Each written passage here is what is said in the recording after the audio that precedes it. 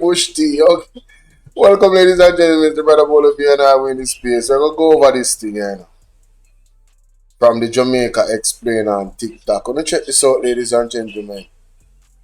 China operations in Jamaica, the USA, that relationship. We're gonna look into this. Let's listen to this. I'm big up Mr. Wayne Lonesome. I hear me play one of them videos. I look at the name and say, oh, let me go check. So now I'm gonna look on two videos of them put up. Check this out. Step onto a Jamaican construction site and you might wonder, what's with all the Chinese workers? These boots on the ground, part of China's foray into the Caribbean. Bringing with it Chinese loans, but also friction. These are the beginnings of a much-needed children's hospital, a gift from China, but one with strings attached. It's their contractor, up to 50% their workers, leaving many in the local industry cut out. At sites across Jamaica, it's often like that, except it's usually a loan, a big one. So they're doing a number of buildings looking very similar to that one. That has engineer Carvel Stewart speaking out. You're saying China essentially loaned money to itself to do work in another country? Well, that's what it did, because it lends you the money, and on the bottom of it, it says the beneficiary is China Harbour Engineering Company. The people who build the roads and do the projects. The people who build the road and do the project. While the infrastructure is needed, the added... These are the beginnings of a much-needed children's hospital, a gift from China, but one with strings attached. It's their contractor, up to 50% their workers, leaving many in the local industry cut out. At sites across Jamaica, it's often like that, except it's usually a loan, a big one. So they're doing a number of buildings looking very similar to that one. That has engineer Carvel Stewart speaking out. You're saying China essentially loaned money to itself to do work in another country? Well, that's what it did, because it lends you the money, and on the bottom of it, it says the beneficiary is China Harbour Engineering Company. The people. So Jamaica, let me get this straight. China lends Jamaica money, but it's not Jamaica get the money. They lend the money to a company in China. And then 50% of the workers come from China to come and work in Jamaica. And 50% Jamaican. I don't know if that's how things usually work. But something is wrong with that, bro. I don't know. So let me hear what brother said. Very interesting. At first, man, let's do this in a... People who build the roads and do the projects. The people who build the road and do the project. Because it lends you the money, and on the bottom of it, it says the beneficiary is China Harbour Engineering Company. The people who build the roads and do the projects. The people who build the road and do the project. While the infrastructure is needed, the added debt, he says, is not, especially if China's investment doesn't improve the economy in the long run. We will be seeking funds to repay those loans later on, without having had the opportunity for the economy to earn from those funds. You hear what the man say? We have to pay back that debt with interest, but the economy does not earn from the funds.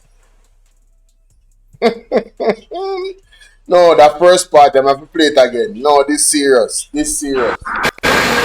Step onto a Jamaican construction site and you might wonder, what's with all the Chinese workers? These boots on the ground, part of China's foray into the Caribbean. Bringing with it Chinese loans, but also friction.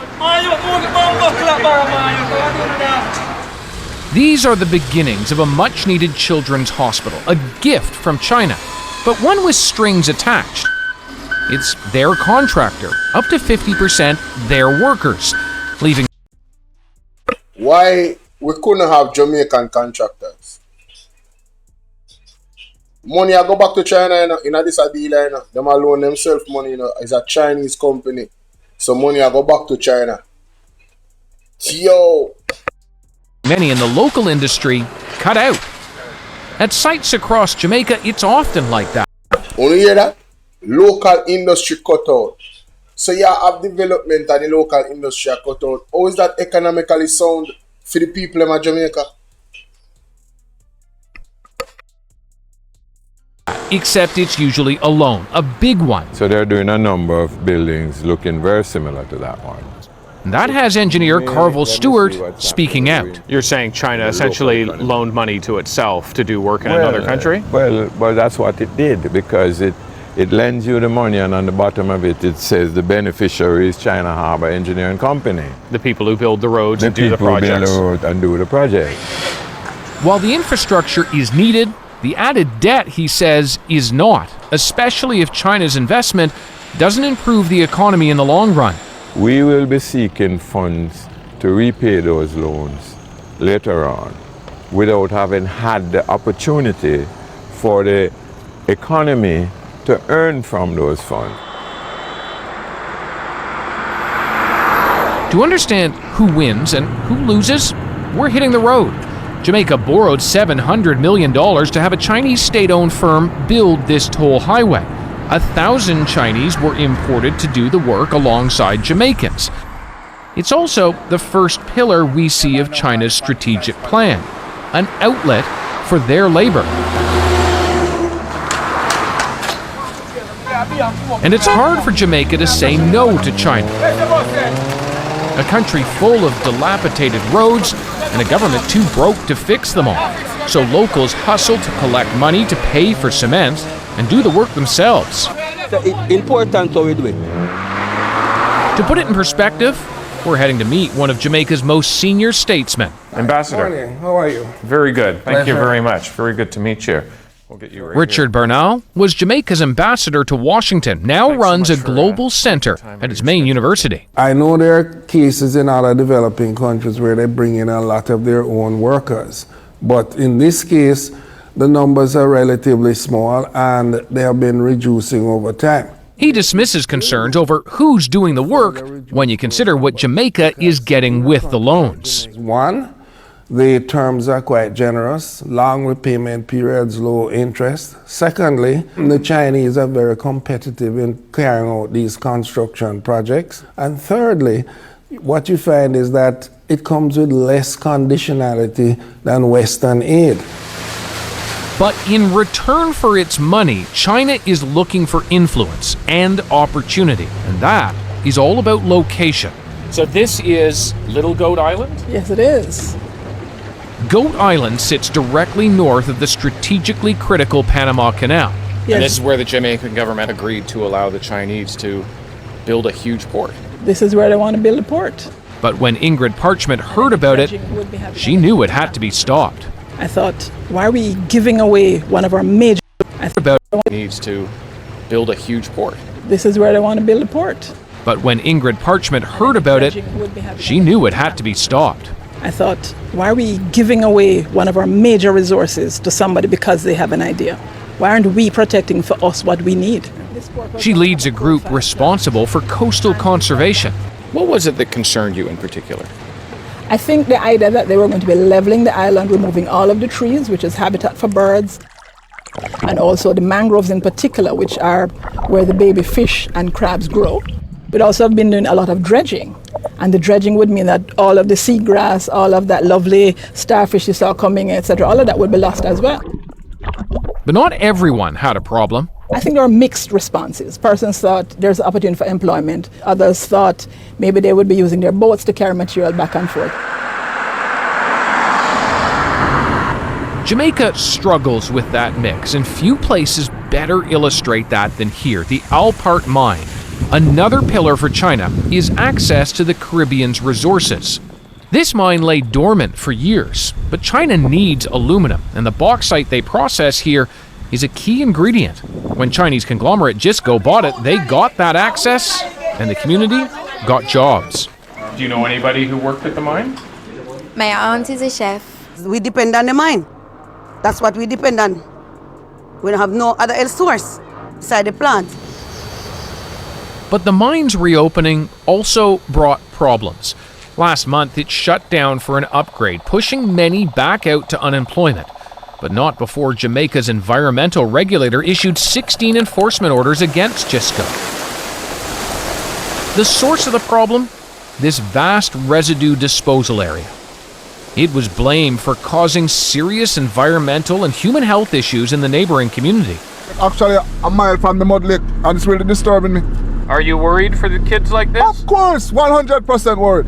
When the dust blow, sometimes it rash up our skin and all of that. These are legitimate concerns, but they aren't new ones, says Ambassador Bernal. I'm not saying they haven't broken some laws, but guess what? The residue from bauxite plants have been here since they were established 50 years ago by Canadians and American firms. So if Jamaicans are concerned, he argues, they should take it up with their own government. Which is what Ingrid's group did. They pushed back against. Yeah, man. Take it up with the government. And this is, I'm being very, very fair, ladies and gentlemen. Whoever is responsible, PNP or JLP, things have to change. Currently, the JLP is in government now. I will know so them licky and nyami. Hungry belly. Greedy. So then we sell out everything. Sell out the future, sell out everything. So we are in a conundrum, innit? Let's continue. It's the government and won. Plans for the port on Goat Island? Cancelled. One of the things we were fearful of is that if you allowed for this, then what next? China did ultimately build Caribbean ports, just not in Jamaica. I think the big thing is trade. China analyst Scott McDonald is writing a book all about it. He's even got the title, The New Cold War in the Caribbean. Is the U.S. and China definitely have marked out a new competitiveness, a rivalry, if you want, that does look like a Cold War in some aspects. Because this is right in their backyard. This is the American backyard. This allows China to make a poke at the United States in its soft underbelly, if you want. The U.S. has warned Caribbean countries about taking on too much debt from China. Does debt mean that you are much more than just indebted on an economic level, that you are in part owned by China? I wouldn't go to say that you're owned, but perhaps China has a leverage. China has enough sway that... Brother, anytime the money want to pay off debt with China, you see what lands over there, so. Lands over there, so. The best land them with the most water. That's not good for we. That is not in our best interest. I don't business for China or the United States. That is not in our best interest. We need a government or governments that protect the sovereignty of the people and maximize on our own assets instead of giving them away. Get serious. If China wants to partner with us in getting whoever you have over there that are teachers to come and train the Jamaican people how to do it ourselves. And if they had done that years ago, we wouldn't need China anymore to be over here to do the work. No, we should have our own refineries, our own people doing it, all of that stuff. But you need leaders with vision and leaders that are not licky and sellouts. Jamaica's Prime Minister just visited Beijing, but soon after announced a pause in any new borrowing, shifting more towards public and private investment. Jamaicans are now among more than 4 billion people globally touched by China's involvement beyond its own borders. China is playing the long game, and it's getting closer and closer to our own shores.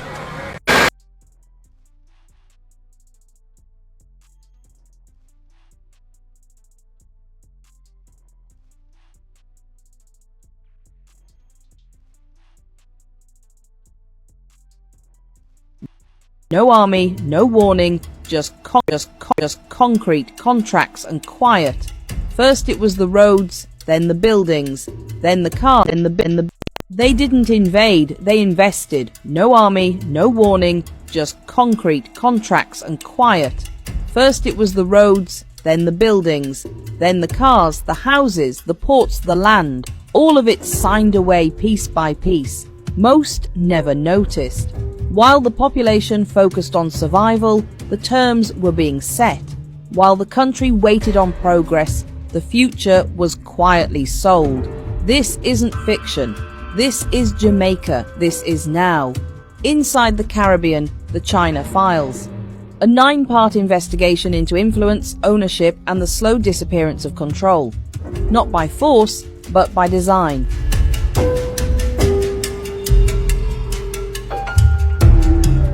It began with a handshake in 1972. Michael Manley's administration officially established diplomatic ties between Jamaica and the People's Republic of China. At the time, the move was seen as bold. Jamaica, a small post-colonial state, aligning itself with a rising communist power in the middle of the Cold War. In the beginning, it was ceremonial. Cultural exchanges, the odd trade agreement, mutual respect. China was far away and felt even further. But by the 2000s, that relationship had matured, and things started moving faster than anyone expected. Highway 2000 was the first wake-up call, a massive multi-million-dollar project funded and built by Chinese state-owned firms. The Jamaican public saw smoother roads, faster commutes, and new bridges. What they didn't see was the fine print. A decades-long concession agreement, Chinese management of toll roads, and repayment terms tied to foreign debt. At first, it seemed like development. But who was really benefiting? Chinese construction companies imported their own labor, often with language barriers and cultural walls that kept them isolated. Local Jamaican workers were hired only in limited numbers, mostly for lower-paying roles.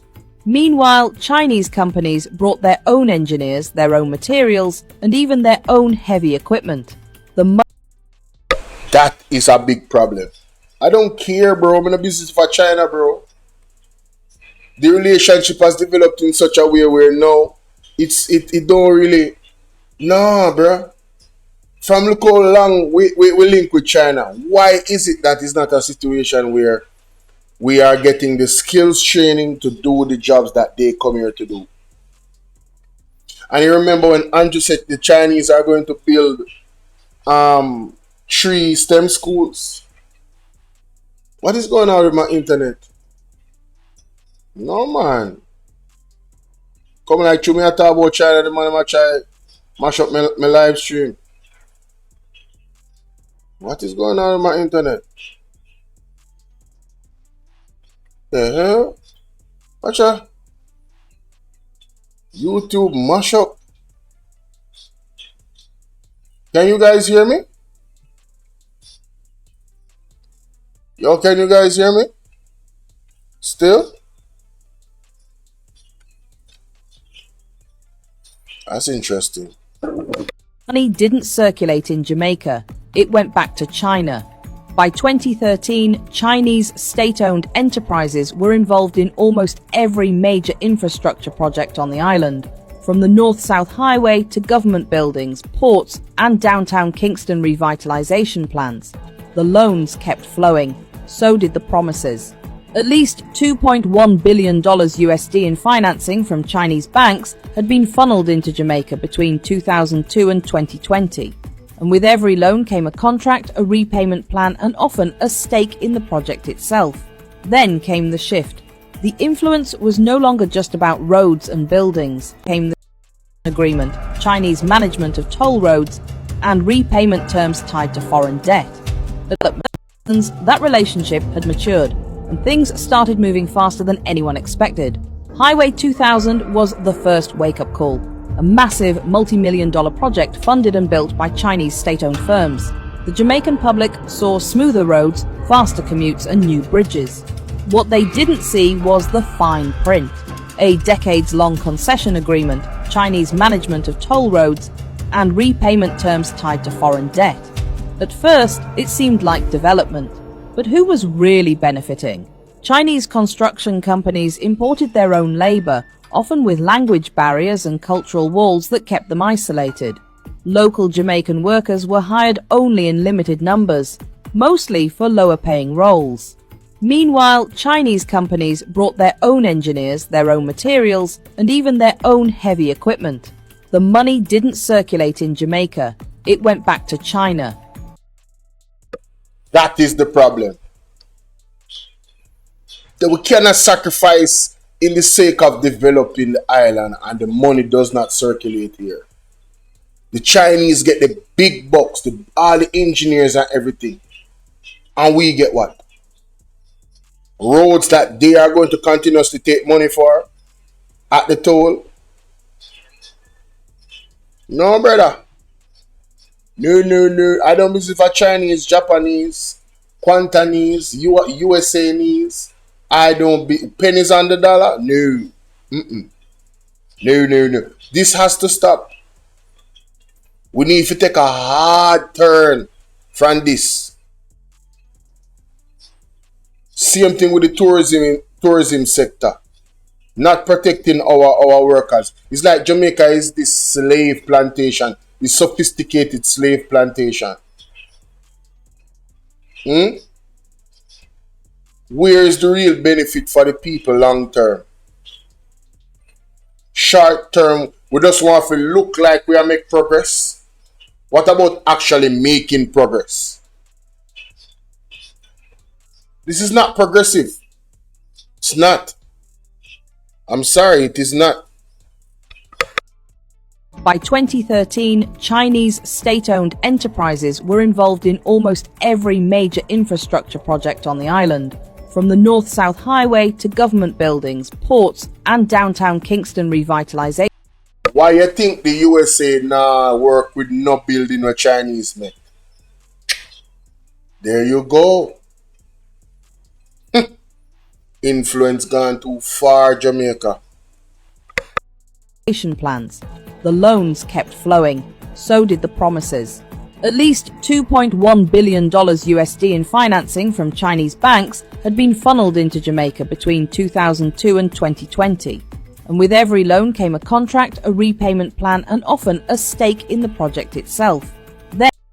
Now, with a country now like this, and you have corrupt leaders who want to full up for them pocket, China get to sink them teeth deeper into the riches of Jamaica. The real wealth, by giving them these long-term, these long contracts with these fine print and concessions, playing the long game. By the time I turn around and look, we own nothing as the people of Jamaica. We're in debt to China. Hello, somebody? Do you want your child to grow up and end up in a situation where they're in massive amount of debt? Don't make no sense, brother. Then came the shift. The influence was no longer just about roads and buildings. It was creeping into the economy, trade, and even the daily lives of ordinary Jamaicans. Walk into any wholesaler or plaza across Kingston or Montego Bay. The goods? Predominantly Chinese imports. From hardware to household items, Chinese products dominate the shelves. Cheap, plentiful, and often lower in quality. Local manufacturers can't compete on price. Many simply folded. At the ports, import data tells the story. So we don't endorse our brand Jamaica. We allow China to flood our market. All fake rice, fake curry, all type of thing are coming to Jamaica. We have to take a serious look and weigh the pros and the cons. Real talk. Even clearer. China is now one of Jamaica's largest trading partners, with imports from China quadrupling between 2005 and 2020. But it's not a balanced trade. Jamaica exports very little back. This is a China is lit. We are a feeding tree for China. How is that good business? You think that we can go as Jamaica? You think that Jamaican company can go to China and do what Chinese company are doing in Jamaica? It will not happen. One-way economic street. China sells and Jamaica buys. The automobile industry followed the same pattern. Brands like BYD, Changan, and Great Wall Motors flooded the Jamaican market.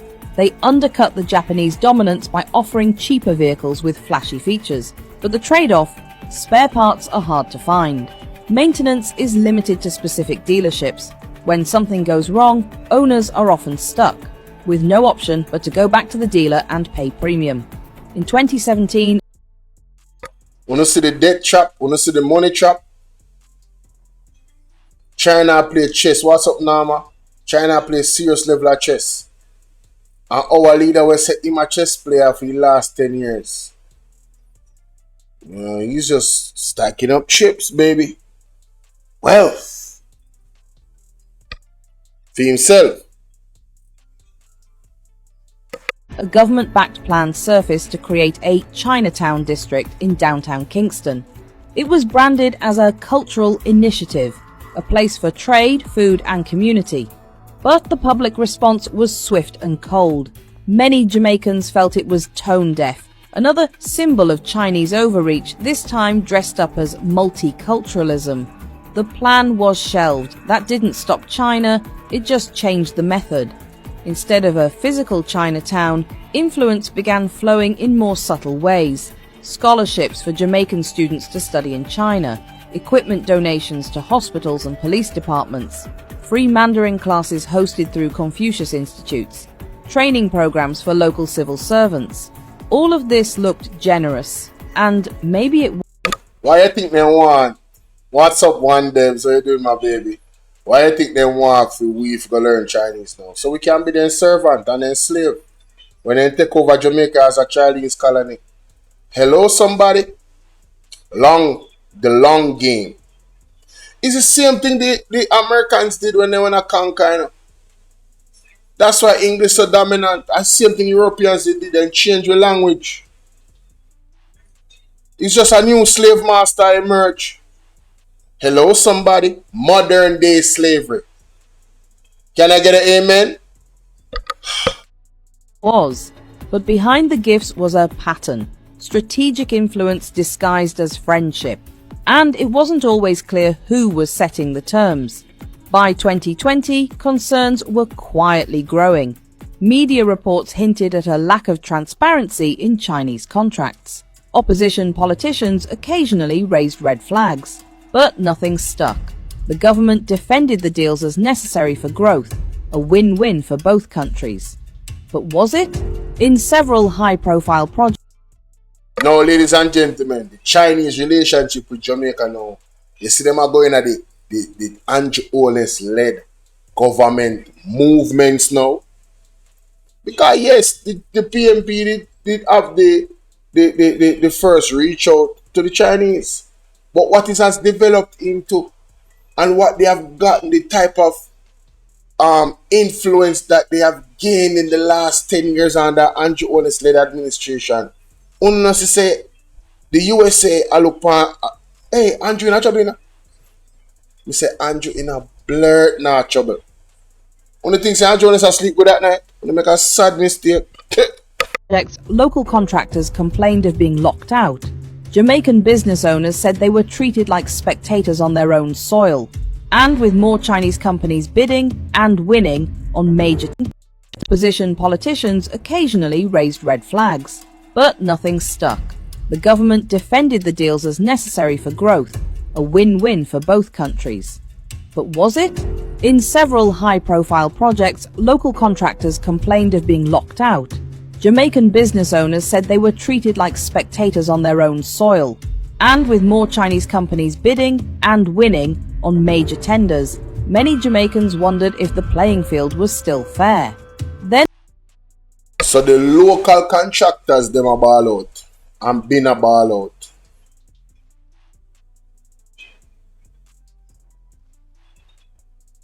Then there was the issue of land. Some infrastructure deals included land leases lasting 50 years or more. In a few cases, Chinese companies were granted use of portlands and industrial zones for extended periods, effectively removing those assets from national control for decades. Technically, Jamaica still owned the land, but functionally, control was gone, and with the leases buried deep in legal jargon, the average Jamaican had no idea. At this point, you start to ask, how much influence is too much? And how did Jamaica, a country that once prided itself on independence, become so dependent? This wasn't a war. There were no tanks, no coups, no uprisings, just contracts, quiet deals, and debt. Some call it economic diplomacy. Others call it a form of modern colonialism. Either way, the result is the same. China now plays a significant role in shaping Jamaica's economy, infrastructure, and future. And the people, many are just now waking up to the scope of it all. Because one day a generation of Jamaicans may find themselves living in prefab homes built by foreign hands. I don't notice how Andrew want these modular homes, these container homes. You see when you want to move people off to go give them modular homes. Why Jamaica, I'm really hope so to wake up, you know. Yeah, man. And this is why I had to come out and play this video. Commuting on toll roads managed from overseas, and shopping in stores where every label is printed in another language, and they'll call it normal. The silent hand doesn't break the door down, it just waits until no one's watching. Then it turns the lock. So now you know how it started, the roads, the loans, the quiet handshakes. But that was just the surface, because in episode 2 we're digging into the part they really don't want to talk about. The land, who owns it, who controls it, and what it means when a country leases away key pieces of itself for 50 years or more, just to settle a debt. They called it development, but when you read the fine print it starts to look a lot more like a sale. Episode 2, Land for Loan. Did Jamaica sell itself? Watch it right now by clicking the box on the screen, or check the link in the description, or in the pinned comment below. This is Inside the Caribbean, the China Files, and this is just the beginning. Inside the Caribbean, the China Files. Ladies and gentlemen, I'm telling you something. I want to like and share this video here. I left that pound of conscience. You understand? Mighty God.